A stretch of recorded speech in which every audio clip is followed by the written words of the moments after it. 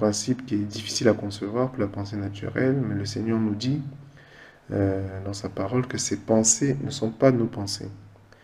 Donc dans Ésaïe 55, verset 8, mes pensées ne sont pas vos pensées et mes voix ne sont pas vos voix, dit l'Éternel.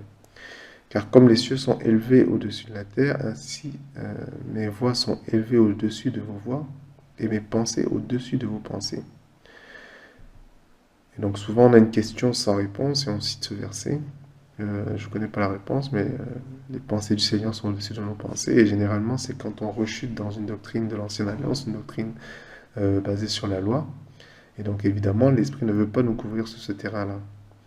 Alléluia, parce que la parole nous enseigne que nous sommes rendus, Dieu nous rend capables, il nous rend suffisants, il nous rend compétents en tant que ministres de la nouvelle alliance. Pas de l'ancienne, qui est selon la lettre, parce que la lettre tue, mais l'Esprit donne la vie. Donc,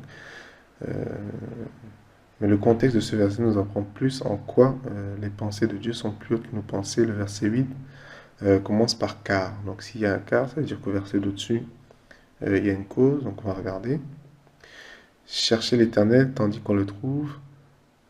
Invoquez-le pendant qu'il est proche. Que le méchant abandonne sa voie, que l'homme inique ses pensées. Qu'il retourne à l'Éternel, il aura compassion de lui, à notre Dieu, car il pardonne abondamment, car mes pensées ne sont pas vos pensées.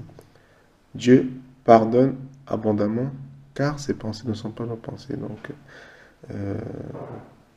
avec nos pensées terrestres, on ne peut pas imaginer à quel point Dieu te pardonne abondamment. Alléluia. C'est parce qu'il pardonne abondamment, il explique que ses pensées ne sont pas nos pensées. Donc on ne comprend pas à quel point il pardonne abondamment. Donc il pardonne vraiment de manière infinie. Donc, alléluia. Dans son amour infini, Dieu pardonne abondamment tes péchés. Alléluia. Et la parole nous confirme dans 1 Pierre 4,8, il nous dit que l'amour couvre la multitude des péchés. Amen.